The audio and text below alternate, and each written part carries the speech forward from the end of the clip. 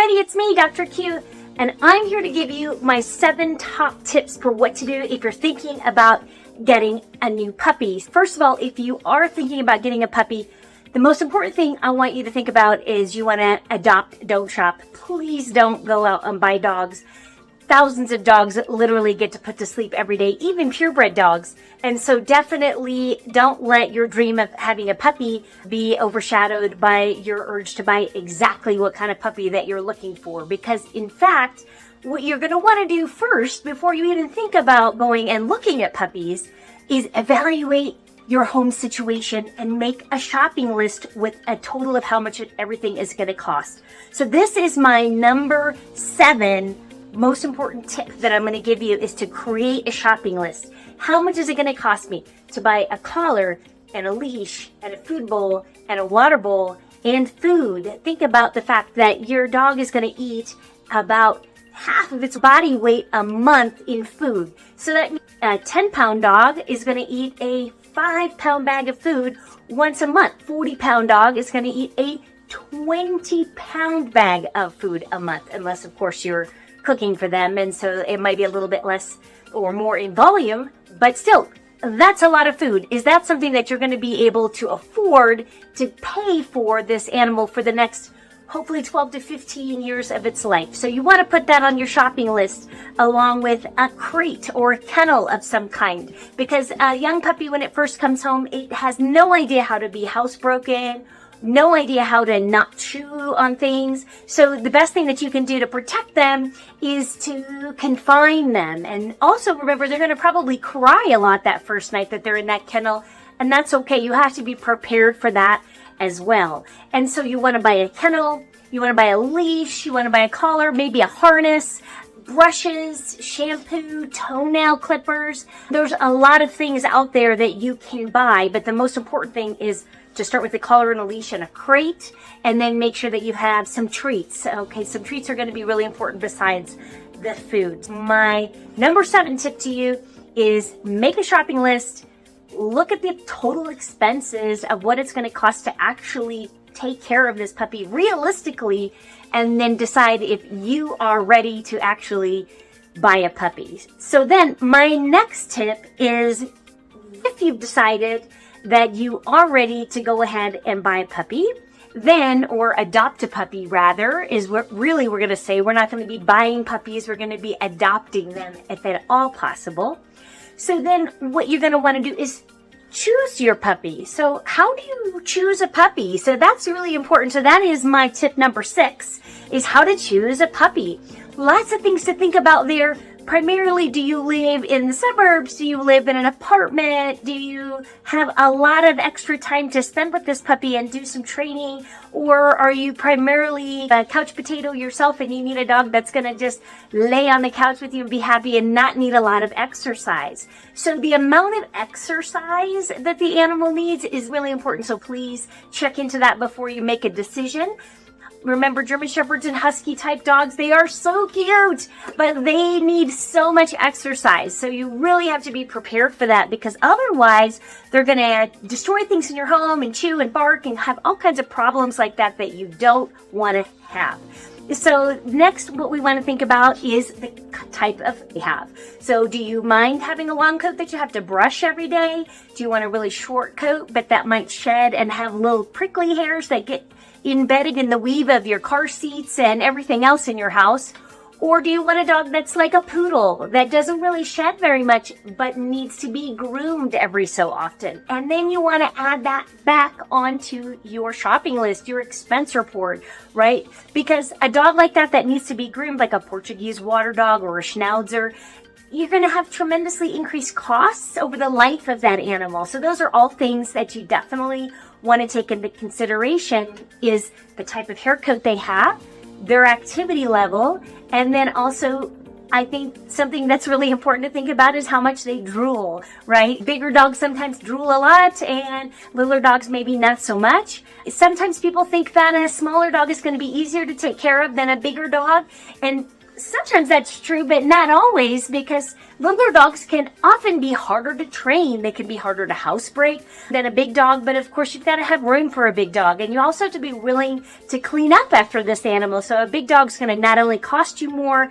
but is also going to be a lot more to clean up at the end of the day. So you definitely have to take all that into consideration before choosing a puppy. And then I would definitely encourage you to go to your local shelter or breed rescue and look there for your first puppy.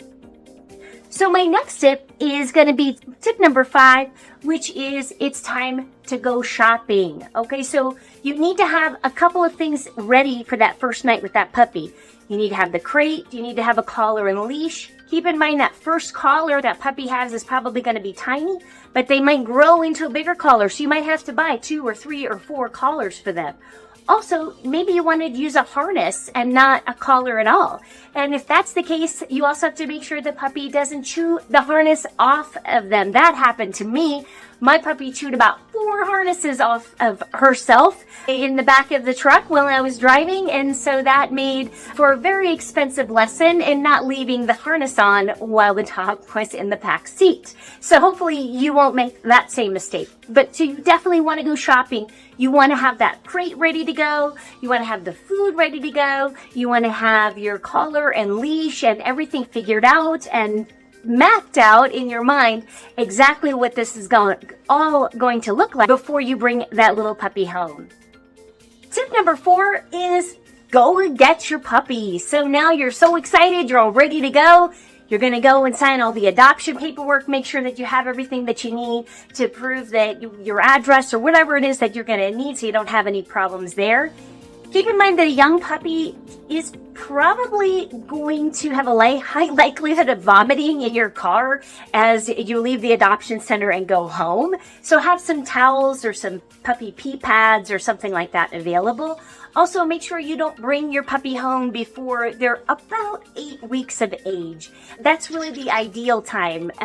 Anytime before that, if a puppy leaves its siblings and its mother, there are certain behaviors and things that they need to learn, like bite inhibition, for example, things like that, that really is best taught by the mom and the siblings. So you definitely want to leave the puppy there, if at all possible, until about the 8-week mark before you bring them home. Remember that first night is going to be a little bit stressful. You're probably going to be up every 2 to 4 hours, just like with an infant. That is the joy of a puppy. And the other thing that a lot of people think is that this puppy phase is only going to last, a night or 2. And that's just not true. You're going to be dealing with this for several weeks. So you want to have a plan in place of exactly how you're going to manage this when you have to go to work in the morning, but your puppy has gotten you up every 2 or 3 or 4 hours needing to go outside and go potty. So keep that in mind.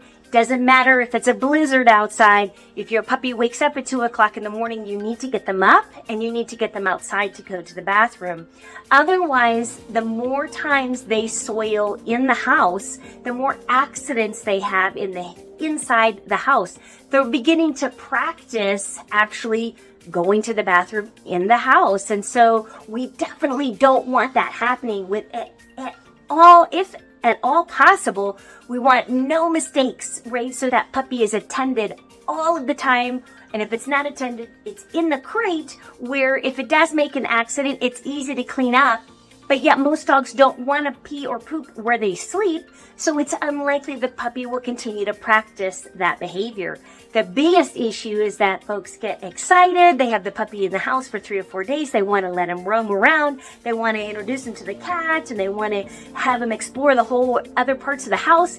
And then they get a phone call or they jump on an email, and then the puppy wanders around behind the couch, goes pee or goes poop, and then all of a sudden you have a puppy who's practicing house soiling in the house, and that's definitely not something that you want. So be thinking in advance that you want to have 0 mistakes when you bring that puppy home, so that you either have a leash on him or they're in a crate or you're taking him outside. So now your puppy is being attended all the time, which is exactly what you want, so that they learn to go to the bathroom outside. Every time they do go to the bathroom outside, I definitely recommend that you use some kind of a word to associate with that action and give them a treat. So pee or potty or whatever word you want to use. When I was a kid growing up, we used the word Guzzi because I grew up in a German household. Definitely whatever word you want to use. You can use one word to indicate both pee and poop, or I think it's smart to go ahead and use two words because dogs are definitely smart enough and puppies are smart enough to learn to differentiate between the two. Okay, so my third most important tip for having a new puppy and getting off to a great start with that puppy so that you have a lifelong wonderful bond is to go to the vet. So within a couple of days of having the puppy in your house, you definitely want to load up in the car. Again, they might vomit, so you want to take that into consideration. Maybe don't give them a big breakfast that morning before their first vet visit. You're going to come into the vet hospital, your puppy's going to get weighed, they're going to get a good physical exam and make sure that there's no problems like umbilical hernias that maybe need to be repaired or retained baby teeth that need to be addressed, which is actually a really important consideration. Make sure the puppy doesn't have a heart murmur, any swollen lymph nodes, or any other kind of problems. So your veterinarian is going to do a great physical exam just to make sure, first of all, that your puppy is healthy.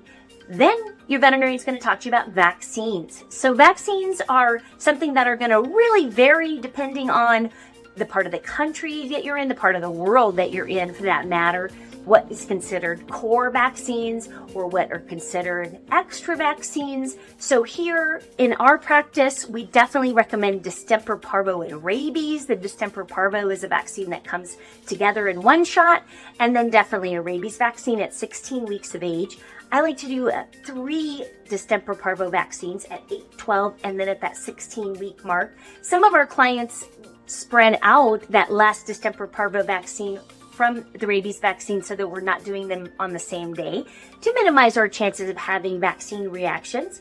Other kinds of vaccines that you might want to think about are the leptospira vaccine, which is something that's really important for dogs that spend a lot of time around water, and then the bordetella vaccine, which is something that they need if they're going to spend time around a lot of other dogs, possibly the flu vaccine. So definitely those are all things you want to talk to your vet about and come up with a plan that makes sense for you, because not everything is cookie cutter. Some of our holistic clients at our practice don't even want to do vaccines at all. And we do something called a titer test, which is where we take blood from the animal and we see if the animal even really needs a distemper or a parvo or a rabies vaccine. And so that's a neat option for folks that are concerned about overdoing it with too many vaccinations. Besides vaccines, the other thing that your veterinarian is definitely going to want to talk to you about is parasites. It's not pleasant to think about, but the reality is almost all puppies and kittens are born with roundworms, and unfortunately roundworms are something that you and I can catch as puppies. Just wash our hands really good, especially after we clean up a bowel movement our puppy has had, especially before we can make sure that our puppy has been adequately dewormed by our veterinarian. Your veterinarian will come up with a plan, again, depending on the puppy's history and where you live and what time of year that it is. So internal parasites are definitely something that we want to worry about, as well as external parasites. So that means our fleas, ticks, mites, mange, all those kinds of things, which will vary a lot, again, from different parts of the country and maybe where the puppy came from and what it might have been already exposed to. And so that's all of those things are something that your veterinarian will definitely talk to you about. Also at that visit, you're going to make a plan for your puppy's sterilization, because it's very important to get all dogs spayed and neutered, especially exactly when we want to do that is going to vary. It's as long as we are sure that we're doing it before we have any unwanted pregnancies. Keep in mind, the reality is literally thousands of dogs and cats get put to sleep in shelters all around the world every single day. We really don't need to be bringing more dogs and cats into this world. And so I highly encourage you to adopt, don't shop, first of all, and definitely get your pet spayed and neutered. Definitely talk to your vet about when is the right time to do that, because everybody has a little bit of a different opinion on that. I think that because so many pet shelters do it at a very young age and it seems to have no negative health effect on them, I think really the sooner the better. So around 6 months of age, preferably before the female comes into heat at the first time, and definitely before boys start lifting their leg when they go pee on things. That's when I'd think about going ahead and getting those surgeries scheduled. Your pets will end up being much more trainable, a little bit easier to live with most of the time because they're not so busy thinking about going out and trying to find a boyfriend or a girlfriend next door. They're more preoccupied with just being your pet and staying home and hanging out with you and the family. So the vet visit is very important. And something that I encourage you to do within just the first few days of getting your new puppy. Tip number 2 is something that I call husbandry care. Okay, husbandry care. What is that? It's an unfortunate word that just means taking care of an animal. Now you have this animal, you've had it checked out by the vet and it's healthy. So now we have to get on with the business of the day-to-day life of living with a new puppy. So what is that? So that means feeding the puppy every day, preferably at the same time. Very young puppies can often eat 3 times a day, but as they get a little bit older, 9, 10, 11 weeks of age, maybe they only need to be fed twice a day. Again, something to talk about with your veterinarian. Depends on the history of the dog and where they came from and their current weight, and all those factors make a point in how you make that decision. And as far as how to feed the puppies, that's really important. We talk a lot about making sure we feed a puppy food, but exactly how do we do that? Most of the time, what I recommend is doing something called an all you can eat for 5 minutes. Okay, so that means I put a little food in the bowl, and if the puppy eats it all and is still rummaging around looking for more, then I put a little bit more food in the bowl. And the puppy is still rummaging around looking for more, then I put a little bit more food in the bowl. And I keep doing that until the puppy is full and walks off, gets a drink, starts to chew on a toy. So remember, this is not an all day long, all you can eat buffet. This is just in one sitting. The reason for this is because a puppy's nutritional needs are going to change a little bit day to day. They're going to have a growth spurt here or there where they're going to really feel hungry, like they need more calories. And so I like puppies to learn how to regulate themselves. In the beginning, sometimes it's hard if they've never been exposed to that before, but it's a very good skill to learn for your puppy to have some self-control around the food bowl. So knowing that the food is going to come out in the morning and in the evening, but only a short amount of time is allowed to eat that. So we don't, again, let the puppy walk off and have a whole big bowl of food there. If they do, you want to pick that up, measure that so that you know how much your puppy is eating on a day-to-day basis. So that is really a good part of husbandry care, is actually making sure that we are measuring. Not only because I'm the life coach for people with pets and I'm concerned about your wallet and your bottom line, right? So I'm here to help you save money on how to have this animal over its lifetime. And one of the ways to do that is to actually measure what we're feeding them so that we don't buy too much food, number one, and waste money, and risk getting our pet obese, which is really bad for their health, number 2. So all of those are simple things to avoid if we just simply measure how much food. So even though we're adding for the new puppy as much as they want, we're measuring that and making sure that we know, either in a journal or just keep it in your head, what it is that you are actually feeding. And something that can be helpful with knowing how to take good husbandry care of your new puppy is to get something like a little device that you can put on their collar that actually measures how much they're eating and drinking and scratching and how much activity they have. I have this for my dogs, and I really like it because it really quite helps me to make sure that I'm not overfeeding treats, that I'm making sure I'm getting my dogs out enough so that they're getting enough exercise. And I think at the end of the day, being able to have a very objective measure of how your dog's physiology is doing is a great way to help stack the odds in our favor that they're going to outlive their lifespan. And so good husbandry care. So that includes feeding the dog. It also includes cleaning up after the dog. So you definitely want to, as much as possible, pick up their stool every day. So you want to go and look at it, and you want to make sure it's not diarrhea or too hard or has a big change or has worms in it or anything like that. So it's very important to actually monitor what is going on. So if you're in the habit of opening the door and letting your dog run off and you have no idea what they are doing, I would encourage you, for the health and longevity of your dog, to actually take them out on a leash. It's good leash walking practice anyway, so that you can see what they're doing every single day and eliminating, and that way you can catch problems early and have your veterinarian help you intervene earlier, and then that'll also help your pet to live longer. But besides just feeding them and cleaning up their poop, what else is there to do? There's a lot of things that we have to do. We need to brush their teeth, preferably every day. I have other videos that you can watch on that. Brush their coat, maybe bathe them, probably not more than about once a week, depending on what part of the country you're in, and what you want to use also is going to depend on your individual situation and worth talking to your veterinarian about. Trimming their toenails, that's an important husbandry care. That these are all things that are not optional. We don't need to just decide to do them when there's a problem. We want to do this proactively. Proactively, we want to be cleaning their ears. We're looking at their toenails, making sure they're not too long, brushing them, making sure that we can touch every single part of that dog's body. We need to be able to do that to be able to take really excellent care of them. So I would encourage you to do that. I see a lot of clients, I see some clients in my practice who are afraid to stress their puppy out by looking at their feet. Again, just do it gently, but be persistent. It's important. It's not okay for them to struggle and cry and try to bite you and avoid getting their ears looked at or their feet looked at or their bellies looked at or to be sensitive about any parts of their body.